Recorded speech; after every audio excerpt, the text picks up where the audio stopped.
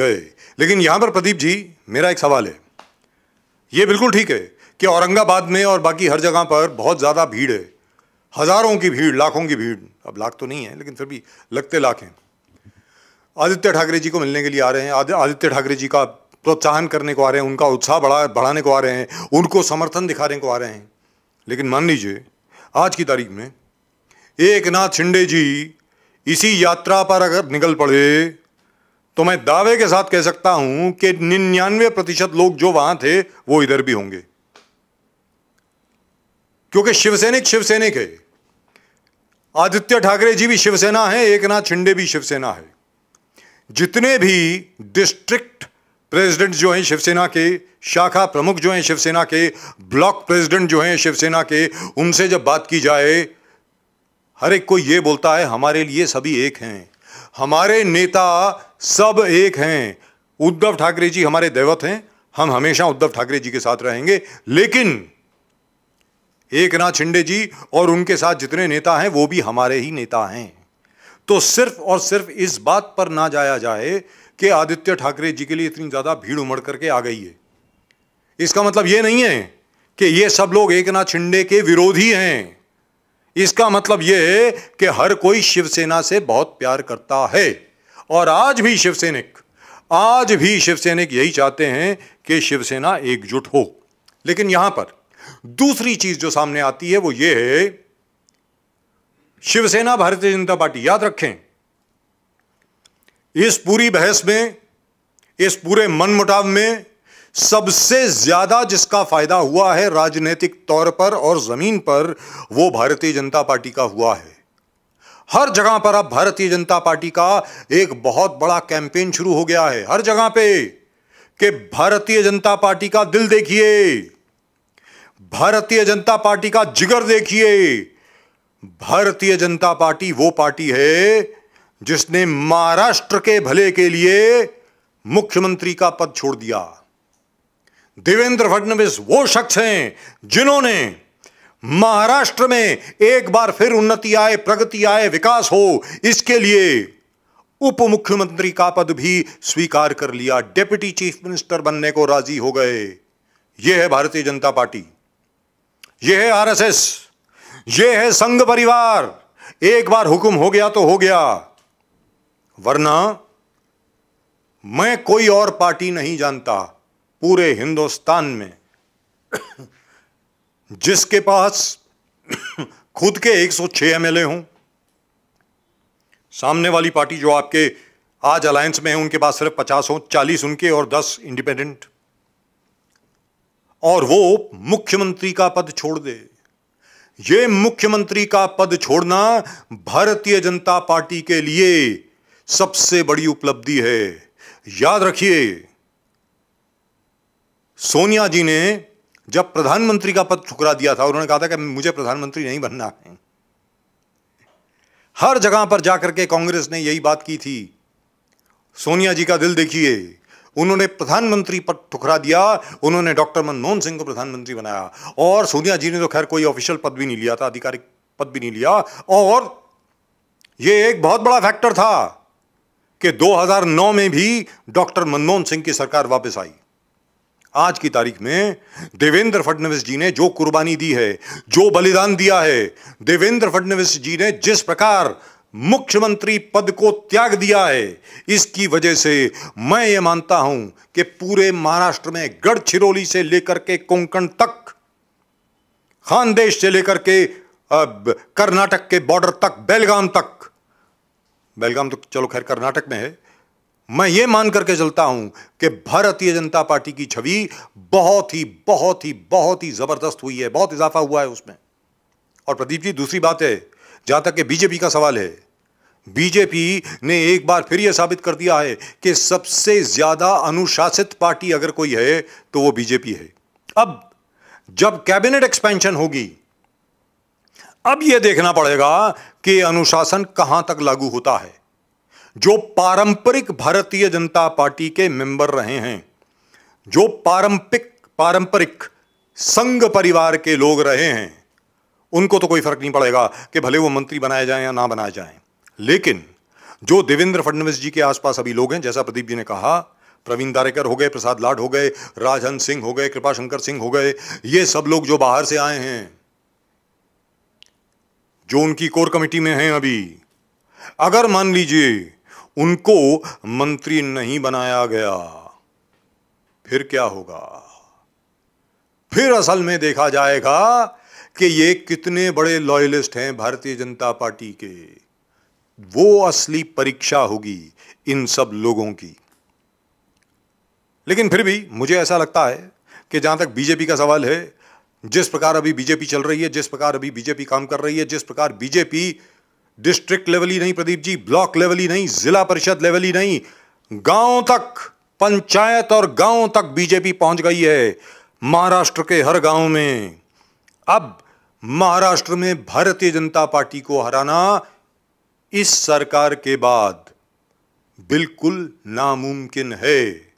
इस बार अगर बीजेपी के 106 एमएलए चुन करके आए हैं, मुझे कोई आश्चर्य नहीं होगा कि जो एकनाथ शिंदे जी ने दावा किया अपनी एक्सेप्टेंस स्पीच में असेंबली में कि दोनों के मिलकर के शिवसेना, यानी एकनाथ शिंदे की शिवसेना और भारतीय जनता पार्टी, दोनों के मिला करके 200 के ऊपर एमएलए आ जाएं, 288 में से 200 के ऊपर एमएलए आ जाएं, मुझे कोई आश्चर्य नहीं होगा। याद रखें, 2019 के जब चुनाव थे लोकसभा के, यहीं पर प्रदीप जी और मैंने कहा था कि Narendra Modi will be back and he will be back with 300+ seats.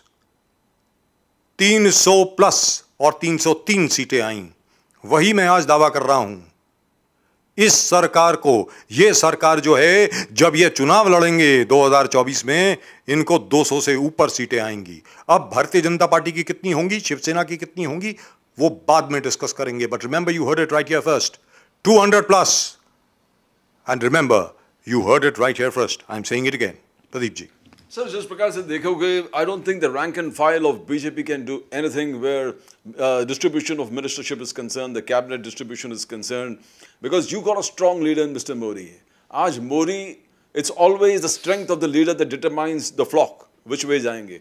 और उनको सबको मालूम है कि आज मोदी के सिवाय कोई पर्याय नहीं है। And he's got जो एग्जाम्पल उन्होंने सेट कर दिया कि you either follow me or you fall by the wayside. So everybody, BJP, the flock is absolutely true.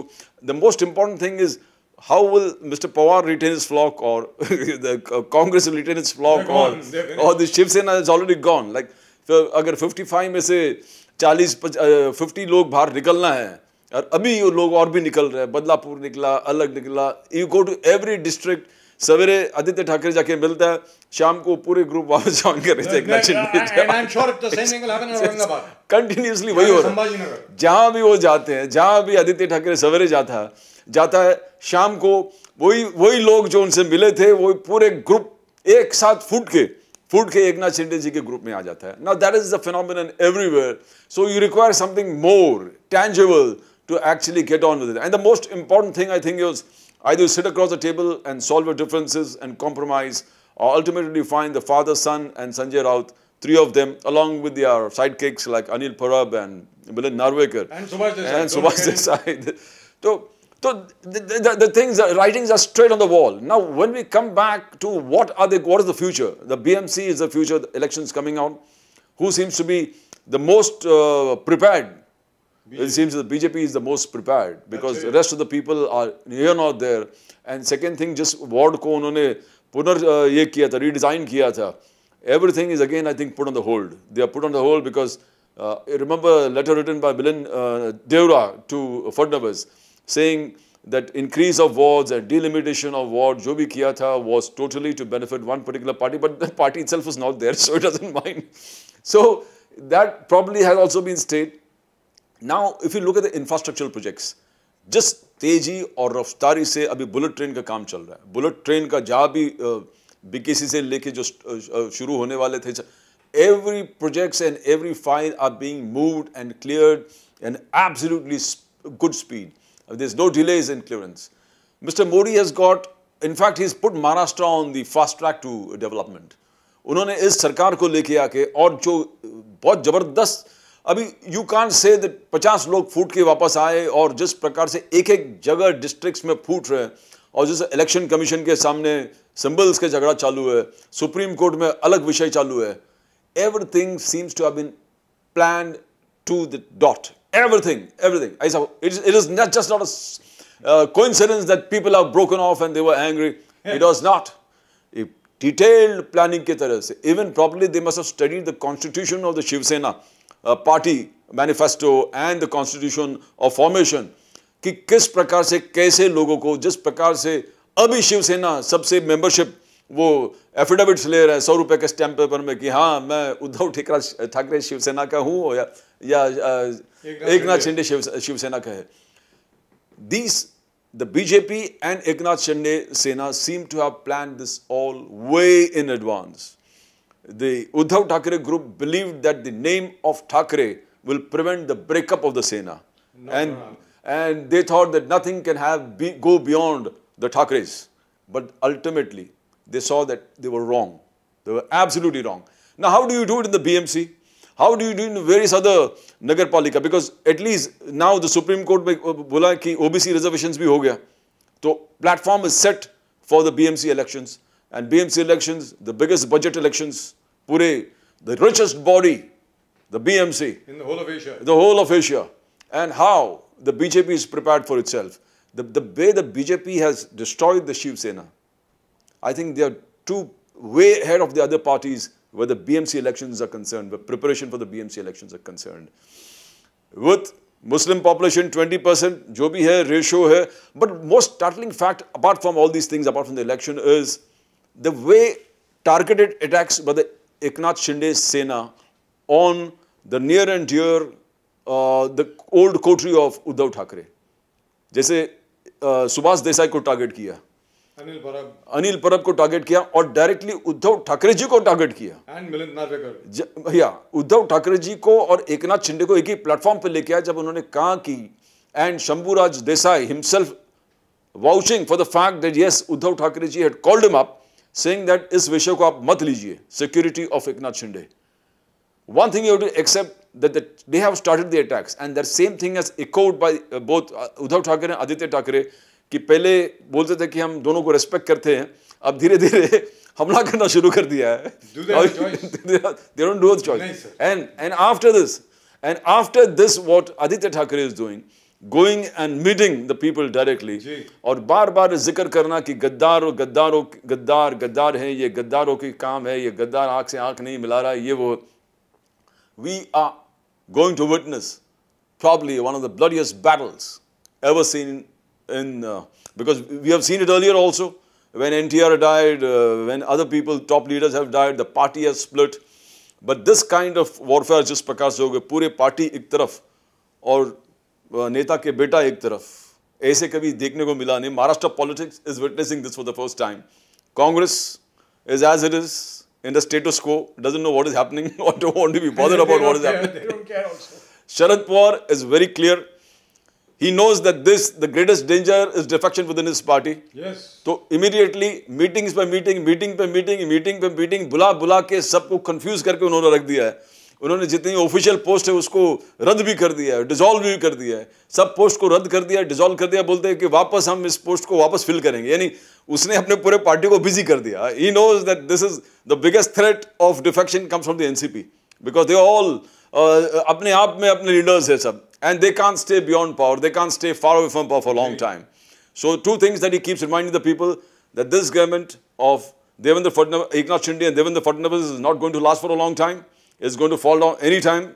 Within 6 months, he said. So, आशा है कि yes, हम लोग वापस आ जाएंगे.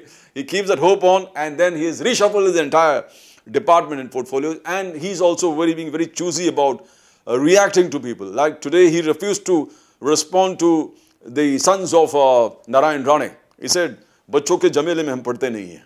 I don't talk about or comment about these people." So he's trying to keep his distance. He wants to keep his flock together. He wants to give them hope that we are coming back to power. But let me tell you one thing, sir. The way Sharad Pawar has been rattled, I don't think in his entire history of politics, somebody has rattled him so badly. He is the guy who used to always rattle the others. This is the first time the BJP has managed to pull the carpet below his feet. and he never knew what is happening. His home ministry never knew what is happening. And such a big coup, in any terms you call it. It is fantastic. But Maharashtra is heading for interesting times. Charges, counter charges. The Thackeray is trying to get back their bastion. Eknath Shinde streamrolling across Maharashtra. Now Eknath Shinde has promised that he is going to be all across Maharashtra. Eknath Shinde ji का पूरे दौरा उन्होंने return किया. उन्होंने बोला अयोध्या भी जाऊंगा. I have to go to Ayodhya. और जय श्री राम का नारा भी लगा दिए. तो it's Maharashtra is moving towards fantastic times. It's great time for political observers and great time for students of politics to understand the nitty-gritties of politics and how things move. But let us see, it is development for Maharashtra, is good for Maharashtra. If the center and state moves in a particular direction of development, keeping the other issues on status quo, it will be a great thing for Maharashtra, where GDP and Maharashtra's income is concerned. और यहाँ पे आखिर में ये कहना पड़ेगा कि जिस प्रकार भारतीय जनता पार्टी ने तैयारी की है बीएमसी चुनाव के लिए, वो तैयारी ऐसी है कि बाकी सब लोग उसके बारे में सोच भी नहीं सकते.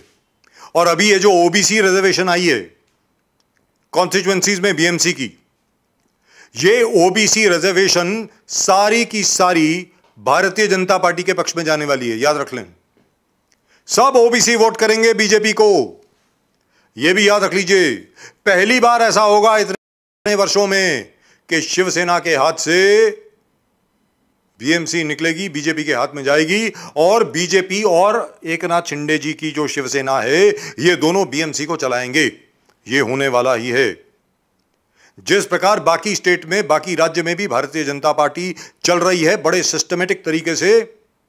I don't think other parties are even aware of what is going on. The manner in which the BJP has planned it out, worked it out, right down to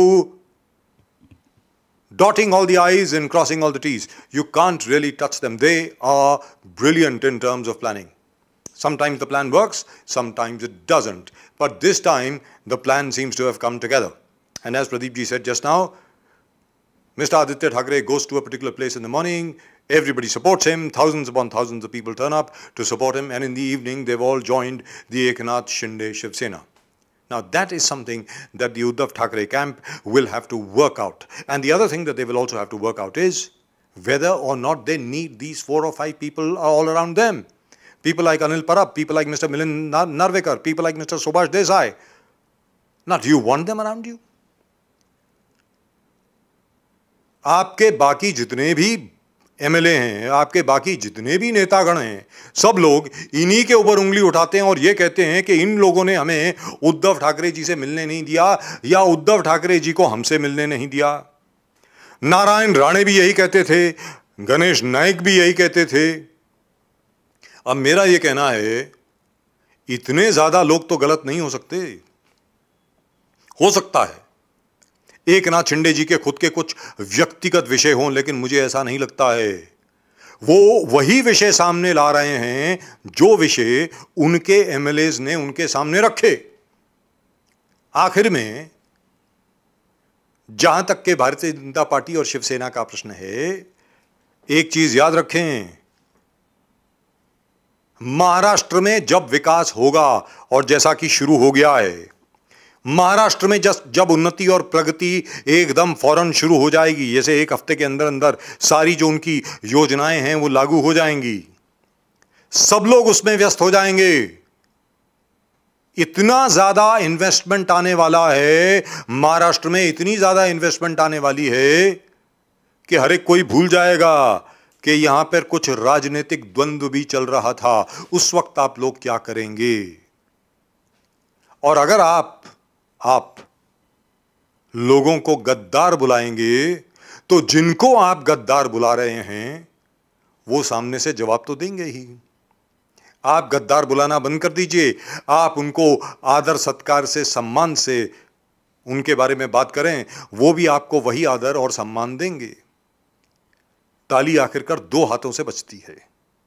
लेकिन यहां पर एक बार फिर मैं बोलता हूं, जहां तक भारतीय जनता पार्टी का प्रश्न है, बीजेपी ने जिस प्रकार यह खेला पूरा खेला है, इसमें ना तो शरद पवार जी कुछ समझ पाए, ना कोई और समझ पाया, और कांग्रेस तो समझना ही चाहती नहीं थी। कांग्रेस को ना समझ आया और ना ही समझना चाहती थी, और आज तक उनको फर्क नहीं पड़ता कि जो कुछ हो गया सो हो गया, so what, how does it make a difference? After all they are the Congress party, they have been ruling now for the last God knows how many years in this part of the world. So it doesn't really matter to them. They are waiting for a miracle, or they are waiting for the star of Bethlehem. You know, one never knows. 2004 में एक करिश्मा हुआ था, 2009 में भी हो गया, हो सकता है कि दोबारा हो जाए। आखिरकार उसके पहले 10 बरस तक कांग्रेस सत्ता से वंचित रही, 10 बरस तक उन्होंने राज किया। अभी तो सिर्फ 7.5 साल ही हुए हैं कि उनको विपक्ष में बैठना पड़ा है। उनको ऐसा लगता है कि 10 बरस के बाद एक बार फिर सत्ता आएगी, फिर हम लोग 10 बरस तक राज करेंगे। लेकिन याद रखें, उस वक्त नरेंद्र मोदी प्रधानमंत्री नहीं थे। उस वक्त ये नरेंद्र मोदी वाली भारतीय जनता पार्टी नहीं थी। इससे लड़ना जिस प्रकार आप लड़ रहे हैं, वो तो ऐसे हो गया कि सुपर हैवी वेट बॉक्सर के रिंग में आपने एक फ्लाई वेट को रख दिया हो। How long will he last? That's exactly what is happening to the Congress and to the other parties. That's it. That's all we've got for you in tonight's show on Nation Now. आज के nation now में सिर्फ इतना ही। आप सब लोगों को एक बार फिर जय भवानी, जय शिवाजी, जय हिंद, जय महाराष्ट्र, नमस्कार।